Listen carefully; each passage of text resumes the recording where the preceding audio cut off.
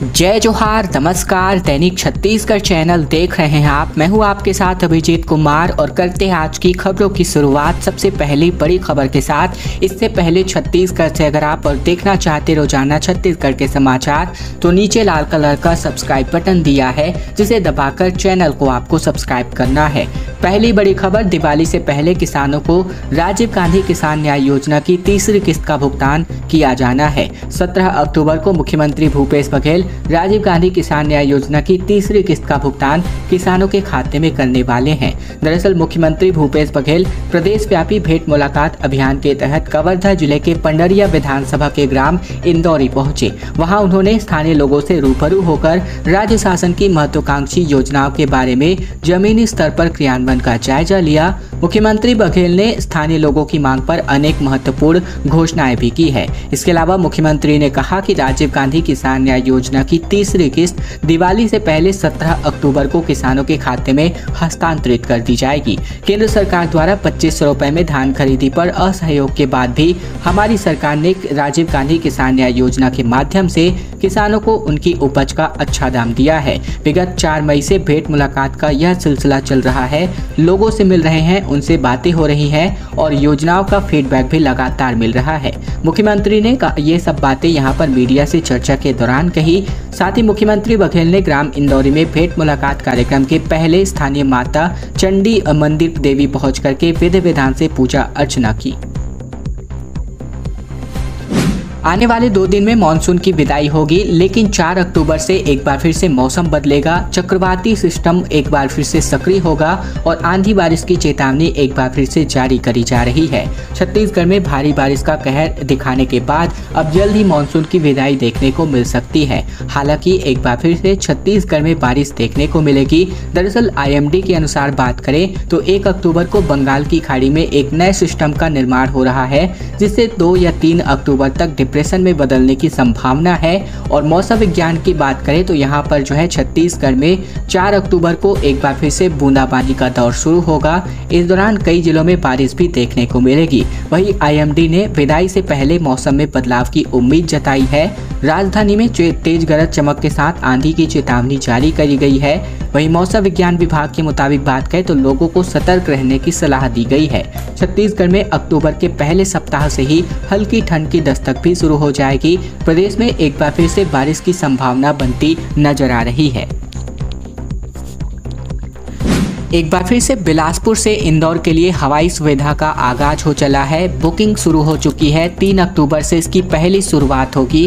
3 महीने में ही अब यहां पर भोपाल की फ्लाइट बंद हो गई है। दरअसल 5 जून से शुरू हुए बिलासपुर भोपाल हवाई सेवा को बंद कर अब इंदौर के लिए इस हवाई सेवा को शुरू किया जा रहा है। 3 अक्टूबर से यह हवाई सेवा शुरू की जा रही है और यहां पर बुकिंग शुरू हो चुकी है और इससे बेहतर रिस्पांस भी मिल रहा है। इंदौर बिलासपुर की फ्लाइट सप्ताह में 4 दिन उपलब्ध होगी। बिलासपुर से उड़ान भरने वाली एलायंस एयर ने 5 जून से भोपाल फ्लाइट को 26 सितंबर से बंद कर दिया है। ऐसे में जिसका विरोध भी किया गया था। हवाई सुविधा जनसंघर्ष समिति ने विरोध करते हुए केंद्र सरकार और नागरिक उड्डयन मंत्री ज्योतिरादित्य सिंधिया के खिलाफ नारेबाजी करके प्रदर्शन भी किया था। विरोध को देखते हुए अब एलायंस एयर ने बिलासपुर से इंदौर के लिए 3 अक्टूबर से हवाई सेवा शुरू करने का फैसला लिया है। इंदौर के लिए सोमवार, बुधवार, शुक्रवार और शनिवार को फ्लाइट की सुविधा उपलब्ध होगी।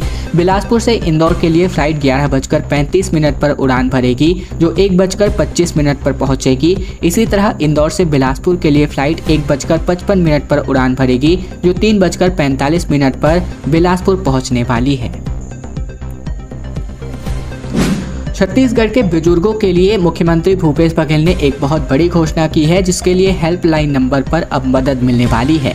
छत्तीसगढ़ के मुख्यमंत्री भूपेश बघेल ने अंतर्राष्ट्रीय वृद्धजन दिवस के अवसर पर बुजुर्गों के लिए बड़ी घोषणा की है। छत्तीसगढ़ में बुजुर्गों के लिए 1 नवंबर को राज्य निर्माण दिवस से सियान हेल्पलाइन प्रारंभ करी जाएगी। यह हेल्पलाइन ऐसे बुजुर्गों के लिए होगी जो अकेले रहते हैं। हेल्पलाइन नंबर पर उन्हें आपात स्थितियों में सहायता पहुंचाने में मदद होगी। साथ ही बात करें तो मुख्यमंत्री भूपेश बघेल ने इस संबंध में मुख्य सचिव को निर्देश जारी करके पुलिस और समाज कल्याण विभाग से चर्चा करके हेल्पलाइन की व्यवस्था सुनिश्चित करने को कहा है।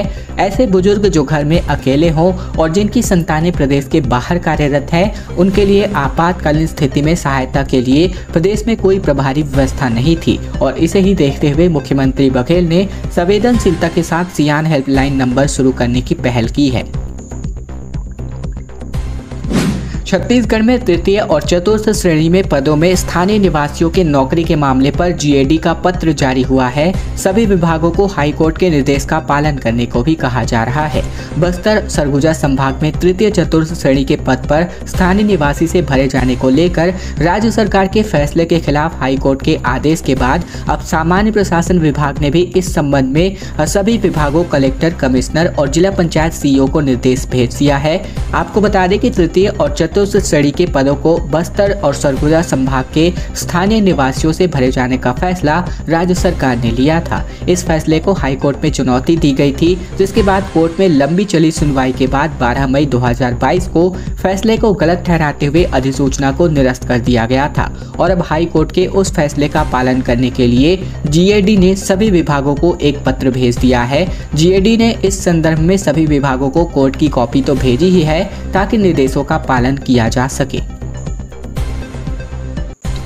पूर्व मुख्यमंत्री डॉक्टर रमन सिंह यहां पर दिल्ली तलब हो गए हैं। राज्यपाल बनाए जाने की चर्चा तेज हो गई है। पार्टी के शीर्ष नेताओं से भी मुलाकात करेंगे। दरअसल छत्तीसगढ़ की राजनीति से जुड़ी बड़ी खबर आ रही है। मुख्यमंत्री बात करें, पूर्व मुख्यमंत्री डॉक्टर रमन सिंह को भाजपा के शीर्ष नेताओं ने दिल्ली तलब किया है, जहां वो पार्टी के आला नेताओं से मुलाकात करेंगे। बता दें कि भाजपा में लगातार हो रहे बदलाव के बीच रमन सिंह को ये दिल्ली दौरा काफी महत्वपूर्ण माना जा रहा है। खबरें ये भी आ रही है कि डॉक्टर रमन सिंह को राज्यपाल बनाया जा सकता है और इन्हीं सभी खबरों के बीच रमन सिंह बुधवार सुबह से ही यहां पर दिल्ली के लिए रवाना हो गए हैं। रायपुर एयरपोर्ट पर एटीसी टावर की शुरुआत की गई है। मुख्यमंत्री भूपेश बघेल ने इंटरनेशनल फ्लाइट शुरू करने के संकेत दिए हैं। बड़े विमानों की यहां पर लैंडिंग इस वजह से अब हो सकती है। छत्तीसगढ़ में पहली बार हाईटेक एटीसी टावर शुरू किया गया है। इस नए टावर को पिछले लंबे वक्त से एयरपोर्ट के रनवे के आखिरी छोर पर तैयार किया जा रहा था। इसकी शुरुआत बीते दिन से कर दी गई है। छत्तीसगढ़ के मुख्यमंत्री भूपेश बघेल ने इस नई शुरुआत के साथ रायपुर में इंटरनेशनल फ्लाइट शुरू होने के संकेत भी साझा किए हैं। एटीसी टावर शुरू होने पर मुख्यमंत्री भूपेश बघेल ने कहा कि रायपुर के स्वामी विवेकानंद विमानतल में नए एटीसी टावर लगाने की शुरुआत हुई है। यहां से अंतर्राष्ट्रीय उड़ानें शुरू करने की दिशा में यह एक बड़ी उपलब्धि है। इसे साकार करने में छत्तीसगढ़ शासन द्वारा तत्परता के साथ कदम उठाए गए, समन्वय किया गया। प्रदेश के नागरिकों को मैं बधाई देता हूँ। मुख्यमंत्री भूपेश बघेल के रोड शो में उमड़ी भारी भीड़, जिसकी वजह से जनसैलाब आया। दरअसल बात करें तो लोगों ने फूल और नारियल देकर भव्य स्वागत किया। ग्राम इंदौरी में लोगों की समस्याओं का समाधान सुनने के लिए यहां पर बात करें तो भेंट मुलाकात कार्यक्रम का आयोजन किया गया था। मुख्यमंत्री भूपेश बघेल बीते दिन कबीरधाम जिले के पंडरिया विधानसभा क्षेत्र पहुंचे। यहां कई गांवों में भेंट मुलाकात कार्यक्रम के तहत वे लोगों की समस्याएं सुने। सबसे पहले भूपेश बघेल ग्राम इंदौरी पहुंचे। यहाँ पर उन्होंने चंडी मंदिर में पूजा अर्चना कर प्रदेशवासियों की सुख समृद्धि की खुशहाली की कामना की। इसके बाद मुख्यमंत्री भूपेश बघेल ने मंदिर से लेकर कार्यक्रम स्थल तक रोड शो किया, जिसमें भारी संख्या में लोग शामिल हुए। मुख्यमंत्री भूपेश बघेल का जगह जगह पर ग्रामीणों, महिलाओं और बच्चों द्वारा फूल और नारियल भेंट देकर के भव्य स्वागत किया गया। आज से अब नहीं लगेंगे फ्री में बूस्टर डोज। सरकारी हॉस्पिटल में आखिरी दिन था बीते दिन, फिर प्राइवेट में अब 390 रुपए देना होगा। कोरोना संक्रमण से निपटने के लिए फ्री में लगाए जा रहे बूस्टर डोज का बीते दिन आखिरी दिन रहा। ऐसे में बूस्टर डोज सिर्फ अब प्राइवेट हॉस्पिटल में ही लगेंगे और इसके लिए लोगों को 390 रुपए देना होगा। फ्री में बूस्टर डोज लगवाते ही 74 दिन हो चुके हैं और ऐसे में बात करें तो इसके बाद भी जिले में अब तक 14 लाख में से सिर्फ 3,87,000 लोगों ने ही बूस्टर डोज लगवाया है। जिला प्रशासन और स्वास्थ्य विभाग की तमाम कोशिशों के बावजूद भी बूस्टर डोज लगवाने में लगातार जिला पिछड़ रहा है। केंद्र सरकार ने आजादी के अमृत महोत्सव के अवसर पर कोरोना का बूस्टर डोज मुफ्त में लगाने के लिए 30 सितंबर तक छूट दी थी। उत्तराखंड की अंकिता को न्याय दिलाने के लिए बिलासपुर में प्रदर्शन किया गया। आम आदमी पार्टी ने पैदल मार्च निकाल करके धरना प्रदर्शन किया। दोषियों को सख्त से सख्त सजा देने की मांग करी गई। दरअसल उत्तराखंड की अंकिता भंडारी को उचित न्याय दिलाने और दोषियों को सख्त सजा देने के मांग को लेकर आम आदमी पार्टी के कार्यकर्ताओं ने सड़क पर उतरकर प्रदर्शन किया। पदाधिकारी व कार्यकर्ताओं ने पैदल मार्च निकालकर धरना प्रदर्शन आयोजित किया। उन्होंने अंकिता के परिवार वालों को 50 लाख रुपए का मुआवजा देने की मांग भी की।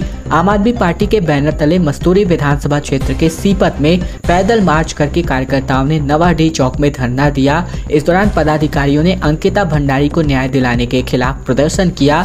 धरने में पार्टी की नेता प्रियंका शुक्ला भी मौजूद रही। छत्तीसगढ़ पुलिस तेलंगाना के साइकेप्स पोर्टल से जुड़ चुकी है, जिसकी वजह से अब साइबर फ्रॉड करने वाले की कुंडली फोन नंबर से मिल जाएगी। पुलिस को 24 राज्यों से इसका लिंक भी होगा। दरअसल छत्तीसगढ़ में किसी भी व्यक्ति से साइबर ठगी होती है तो पुलिस को भले ही रकम वापसी में दिक्कत हो, लेकिन मोबाइल नंबर से एक क्लिक से पता चल जाएगा कि आखिरकार ठग कौन है और कहां से है, इससे पहले कितनी वारदात कर चुका है और वह फरार है या अभी गिरफ्तार है। यह ब्यौरा भले ही साइबर ठगी के शिकार लोगों को रकम वापसी में ज्यादा मददगार ना हो, लेकिन फायदा ये है कि यह जानकारी मिलते ही पुलिस उस ठग को घेरने में कामयाब हो सकेगी। यह इसीलिए संभव हुआ है क्योंकि छत्तीसगढ़ पुलिस तेलंगाना में साइबर फ्रॉड को काबू करने के लिए बनाए गए पोर्टल साइकेप्स यानी कि यहाँ पर CY कैप्स से जुड़ चुका है और इस पोर्टल में 24 राज्य शामिल है। इसीलिए अधिकांश वारदातों में धोखेबाज का पूरा ब्यौरा यहाँ की पुलिस को तुरंत मिल जाता है। BJYM के नए अध्यक्ष कांग्रेस पर बरसे। भगत ने पूछा, वादा तो 10 लाख युवाओं को 25 रुपए भत्ता देने का था, अब कांग्रेस बताए कि कितनों को दिया गया।